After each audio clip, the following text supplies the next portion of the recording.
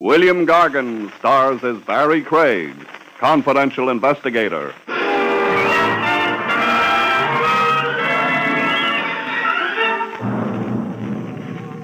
Murderers rarely have many friends. People can't keep up with them. You see, folks, they set such a killing pace.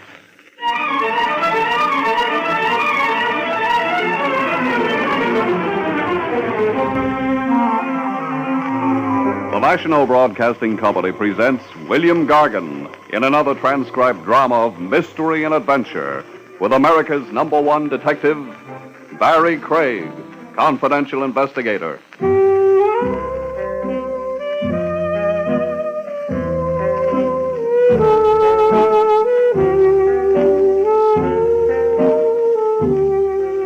Barrie Craig speaking. In my business, a guy doesn't have many friends. We know too much about people. The wrong kind of things and maybe the wrong kind of people. Or are there any different kinds? I wouldn't know the answer to that one. But after time enough and jobs enough, about the only thing the investigator can be sure is clean is his license, if he keeps it under glass. The hours are lousy, too. Hello, Willie. Evening, Mr. Craig. You want some coffee? In Willie's wagon? Lay off the cracks. It looks like coffee. It smells like coffee. And it tastes like sulfuric acid. I'll have a cup. Thanks. How about some nourishment? I'll have a couple of donuts instead. A couple? What do you think I am, a weightlifter? Just watch your teeth working on them. Hey, you on a job? No. Well, then what's keeping you up this late?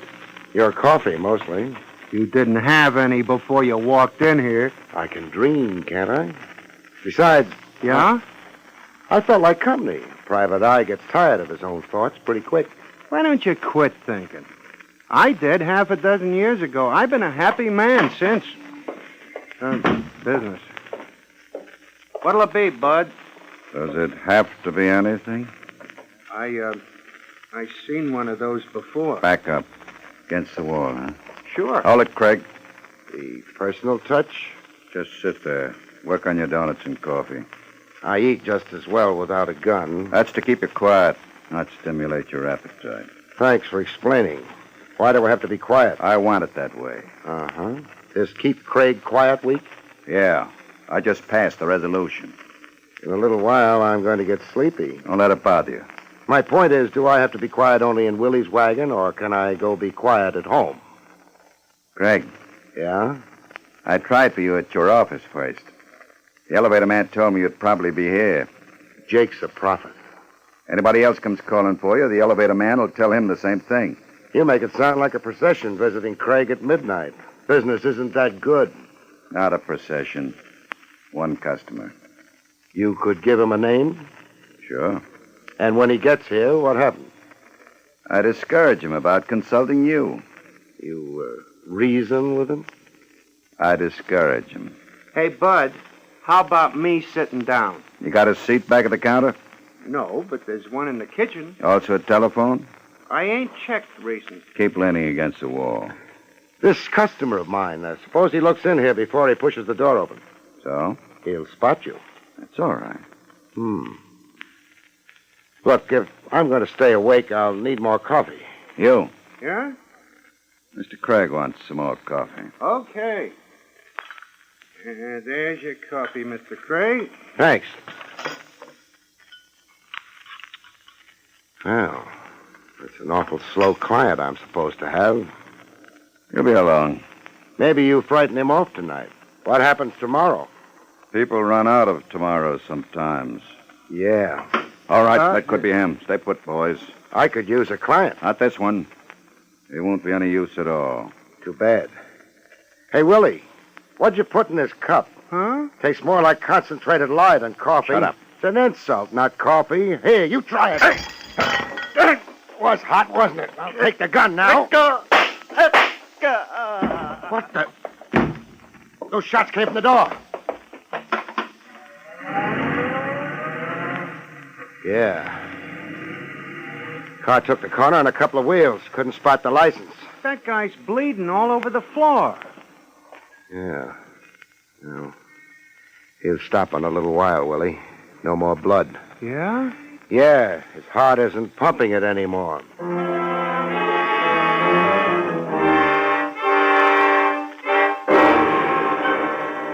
The coffee I'd spilled in his face caked before the cops got to Willie's.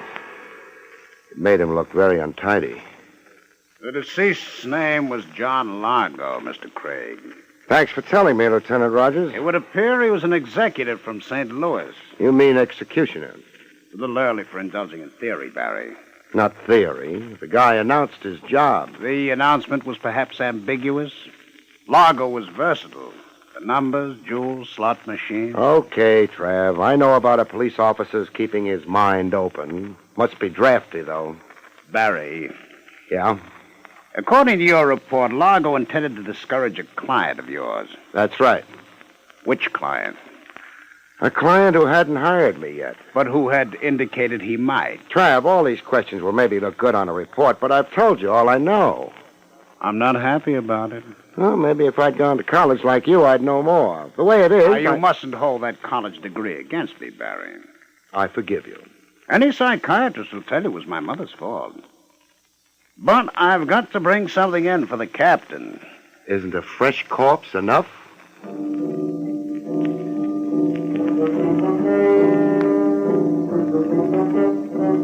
Trav let me go after a while. It had been a dull night. Willie's wagon was lousy with the press, and Trav had to concentrate on the department's public relations.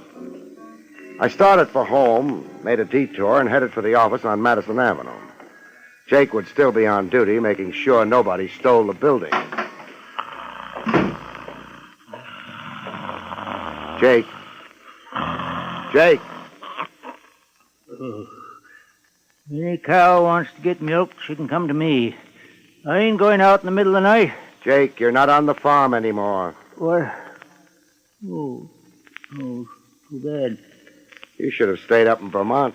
No, I got tired of it. Why? Too close to New Hampshire. I've been kind of expecting you. Yeah, I noticed your wide eyes. Jake, a little over an hour ago, a small, fair-haired man was here asking for me. Yeah, I remember him. I told him you was out getting poisoned over at Willie's. He find you? He found me. What I'm more interested in is the second person who asked for me tonight. I don't blame you. What? I said I don't blame you. Must be your Vermont accent. Never mind blaming. That second person was a client. I know that.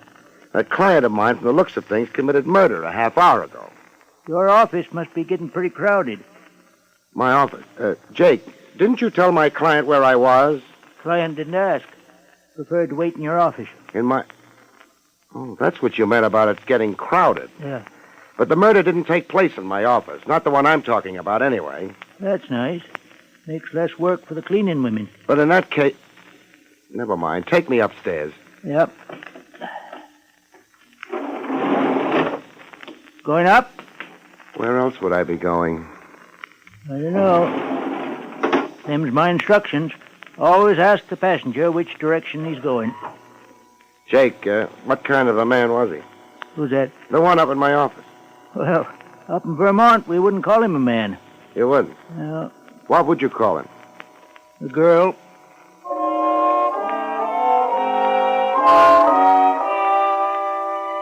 This wasn't my night for appearing smart. I stared at Jake with my mouth open until we reached the third floor. By that time, I managed to get it shut. Jake went back downstairs. I went down the hall to my office and went in. And discovered that we'd call her a girl in New York, too. Mr. Craig? Yeah? Sorry I kept you waiting. Oh, that's all right. After all, you didn't know I was waiting for you, did you? I guess I didn't. Well, I was. You had an idea about hiring me? Actually, it was my brother's idea. I see. Oh, that is, I'm Sally Marlon. My brother is Donald Marlon. It figures. You're laughing at me? No. I wouldn't like you to, even though I'm not doing this very well. Exactly what are you doing? Oh, explaining. Donald's in trouble. The world isn't doing too well either. Are you trying to make me angry? Yeah. Why? Maybe you'll get around to telling me why you're here. My brother Donald has been in trouble ever since he came back. He thought perhaps he might hire a good private detective who would help him. And for some reason that I can't understand, he decided to hire you. Thanks. Then why didn't he come here? He was afraid to leave the house. He sent you instead? Yes. What kind of trouble is he in? Well, the kind of trouble where he might get murdered. Usually a man in that kind of trouble goes to the cops. Donald can't. Why not? Well, he doesn't want to get into the papers. Things like that. He's shy? Mm-hmm. Good night, Miss Marlon. What is... When it comes to protection, a private eye can't come within a couple of light years of the cops. Nobody afraid of being killed was ever that shy. Well, I'm sorry. It's because of the purple cow. The one nobody's ever seen? Oh, no. No, this one is a little statue of a cow made out of purple glass. How much is it worth? Well, it's kind of an antique, and... Your brother has it, but neglected to get legal title to it? Something like that. That's why he can't go to the police. I'll have to see him. Oh, of course. We live at 39 Barchester. 39 Barchester. Mm-hmm. Donald gave me some money to... Well, I guess it's called a retainer. Uh-huh. $200. We'll consider it a retainer. I guess it's too late tonight for you to see Donald, but the first thing in the morning, Mr. Gray? The first thing in the morning. Then, good night. Good night. Miss Marlon. Yes? You said your brother had been in trouble ever since he came back. Uh-huh. Ever since he came back from where? Why, St. Louis, Mr. Craig. St. Louis.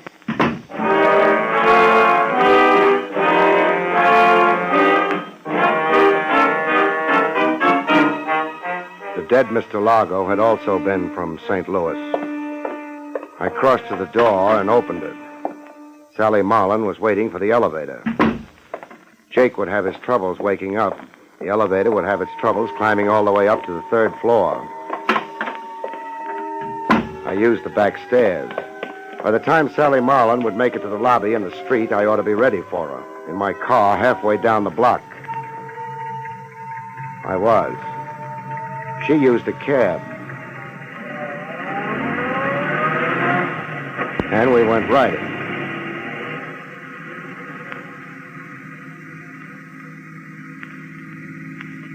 It wasn't a long ride. Her cab slowed down and stopped. I stopped. She paid the cabbie off and went inside. The cab scrammed. I started up.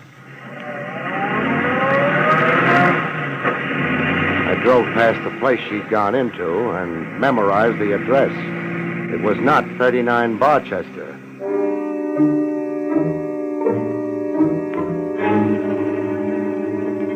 "39 Barchester was way over on the west side of town.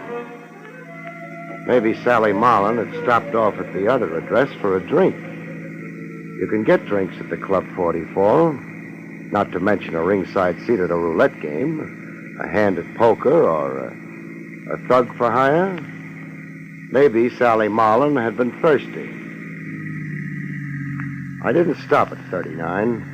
The man in a creased hat and a bulging overcoat was trying too much to look like the local scenery. I cut around the block and wondered. There'd be an alley leading to the back of 39 Barchester. There was. There was a man there, too, making like an ash can. I parked on the next block and took a walk. I was going to have trouble visiting my client. I decided to have trouble in the alley. More privacy than out front. Hey, Bud. Huh? Got a match? Sure. Thanks. Forget it. How's life among the ash cans? Huh? Kind of cold, isn't it? It ain't warm. You'll be glad to get back to the club. No, I ain't kidding. Well, what are you waiting for? Cochran sent you? What do you think? Yeah, but he didn't say nothing about pulling me out of here. Hey, wait a minute. I seen you before. Is that supposed to be a big surprise? I seen you before. Your name's Craig. Word gets around. You're a dick, a private dick. Says confidential investigator on my door. You don't need a gun. Keep your hand away from Wise guy, Not tonight, you won't.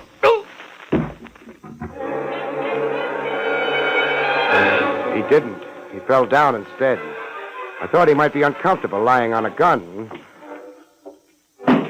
So I disposed of it for him. I wondered if he'd thank me for it.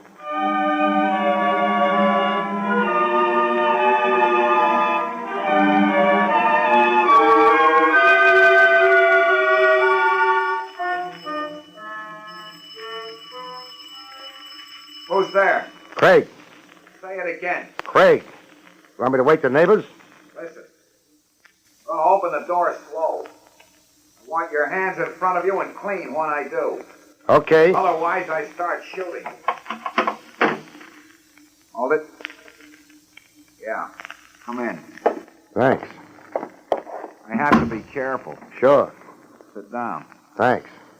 Man with a purple cow can't be too careful. What's a purple cow supposed to be? Something you find in St. Louis, the way I heard it.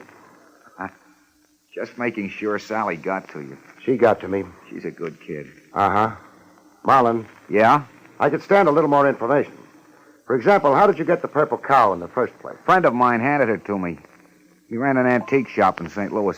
Just gave it to you? Sure. The thing isn't worth more than a couple of bucks. And that's when all your trouble started. That's when it started. You could have yelled for the cops. Sure, I could have, but look, first of all, there were no witnesses around when I got that cow. Second, I didn't know what importance it had. Not until after I left St. Louis. Why didn't you get in touch with the man who'd given you the cow? I tried to. And? Found out somebody had pumped him full of lead. This friend of yours had a record? Yeah, and that was another reason I wanted to stay clear of the police. He'd been a fence. What kind of stolen goods did he concentrate on? Jewels, mostly. Is that the cow up on the mantelpiece? That's the cow, all right. I know what you're wondering, but no dice. It's made out of glass. I had it appraised. Maybe it's hollow. It's hollow. Nothing in it either. You know a man named Largo? Largo? Small, fair-haired man. Comes from St. Louis. No, I don't. Why? Oh, nothing important. You figuring on going out tonight? No. That's good. You'd have company if you did. What kind of company? Couple of hoods. Front and rear of the house. Hoods. That's the kind of thing I mean. Why are they after me? On account of a hunk of worthless glass? I don't know yet. Maybe I'll go ask some questions. Oh, these hoods, Marlon. Yeah? Work for a man named Cochran. Name mean anything to you? Sure. That's the man my sister's going to marry.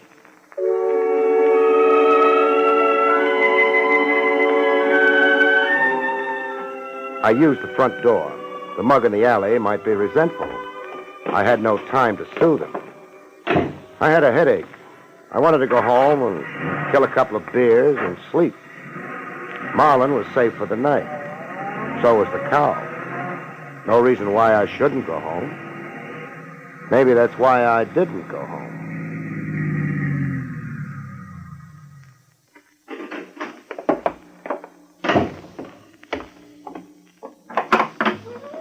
Good evening, sir. Welcome to Club 44. Oh, I'm not a customer.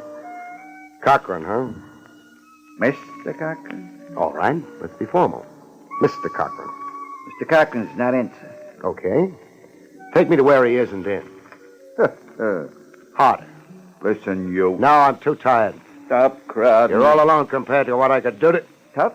Big. You could be cut down. Let Cochran try it. Come on. Okay, take your hands off me. Just a sample. Let's go. Mr. Cochran isn't going to like this. Maybe I won't like Mr. Cochran. The gentleman to see you, Mr. Cochran. Gee, thanks. Mr. Craig. Frank. Hello, Miss Marlon. Hello, Cochran. I couldn't start nothing out in the club, Mr. Cochran. Don't be silly, sir. Mr. Craig is always welcome. Run along, huh? Yes. What are you doing here, Mr. Craig? I confused it with 39 Barchester, maybe. The same way you did. Nice to meet you, Mr. Craig. Uh-huh. course, I'm curious about why. Sally Marlon hired me for her brother. She was worried about him, so she left my office and promptly headed here. She, didn't want to worry alone. Exactly what I was thinking. So I went on to 39 Barchester. Oh? The man watching the alley may have a little trouble with solid food for a while. I see. Marlon and I had a nice visit. Then you know about Sally and myself. Sure. I also know you put those men on Marlon. To protect him. Then why did he want me? I didn't know that Mr. Cochran would be able to help my brother. You did say help? We've had a lovely conversation. I think it's over now. I think it isn't. You must have a reason. I was hired to do something about the trouble Marlon's in. And you're doing it here? Let's say I'm trying to. I hardly appreciate your sweaty efforts. But you're the one who's sweating. Know a man named Largo Cochran? Yes, Never mind. He's dead. Pot?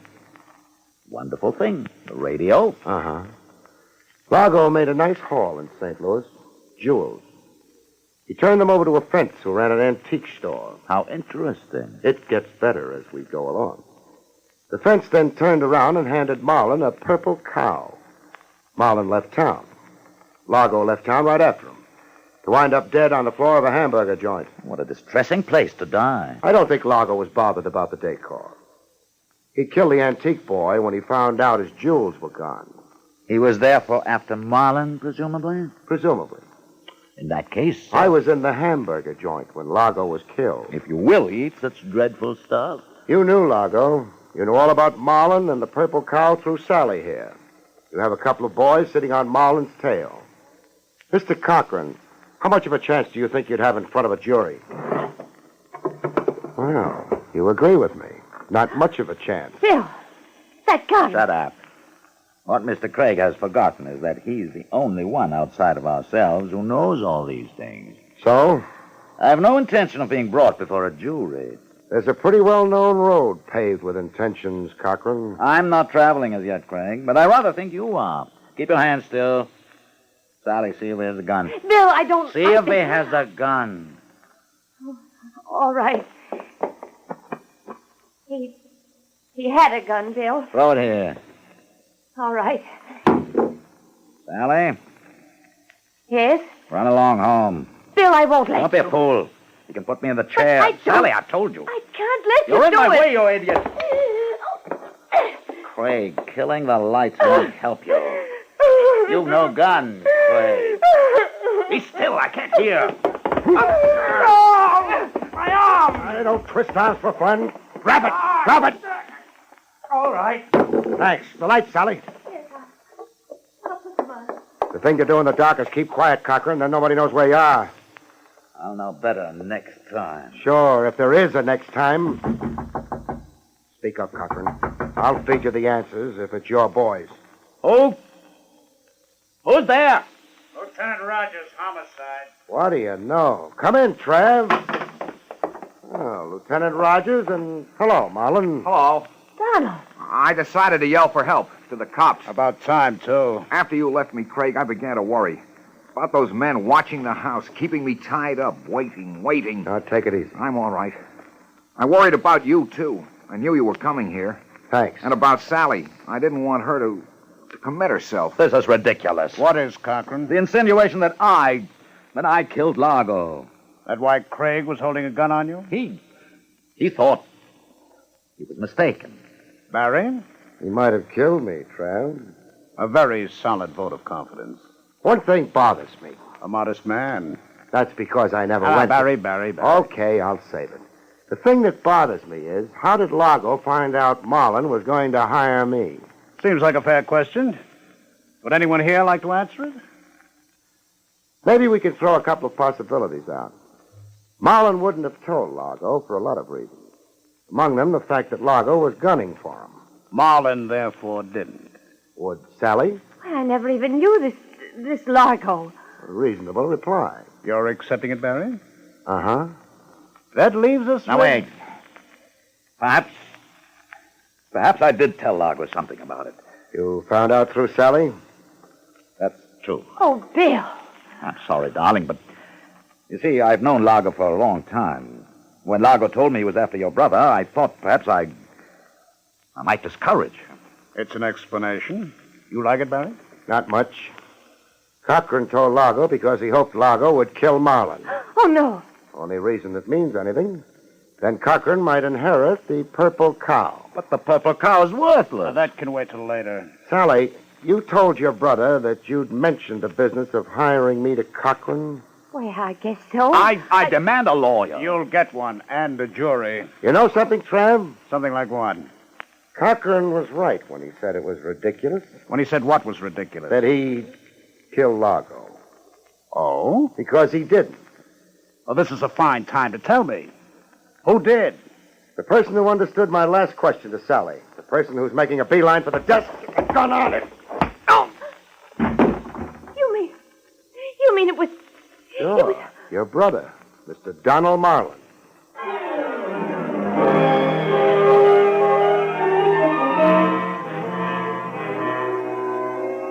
Mr. Marlon was very silent after that. It didn't take long to book him. Cochran didn't bother going along for the ride, but Sally did. That's that. Sorry, Miss Marlon. Well, I've always known Donald wasn't very... Barrie, Yeah? before the DA embarrasses me, suppose you tell me why I've locked him up? Sure. He was the only possibility who didn't know Largo. I refuse to stand here and feed you questions. Use the narrative form. Won't take a minute. Largo, back at the hamburger joint, when he was waiting for my client to show up, said he wasn't worried about being spotted before he could kill him. That meant my client didn't know Largo. It was Marlon's idea all along to kill Largo and implicate Cochran for the killing. But for a purple cow? You've got Marlon's keys. One of them must be for a safe deposit box. The boys are already checking. Nice work, Trav. Now, once you pointed a finger at Marlon, I realized that he was the only source for the purple cow fantasy.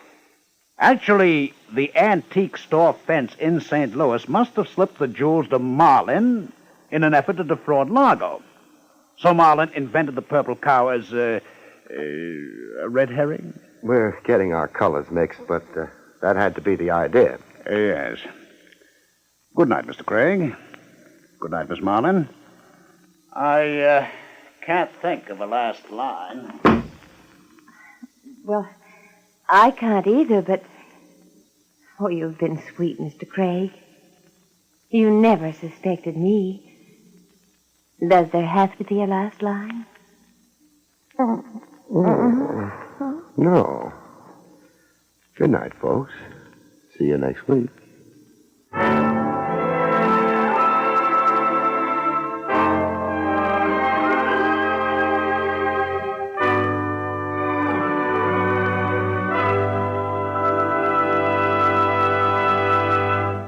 You have been listening to William Gargan in another exciting transcribed mystery drama from the adventures of Barrie Craig, confidential investigator. Tonight's story, Death and the Purple Cow, was written by Lou Vittis.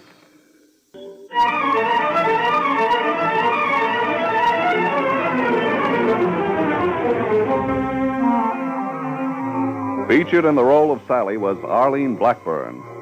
Barrie Craig, starring William Gargan, was under the direction of Hyman Brown. This is Don Pardo speaking.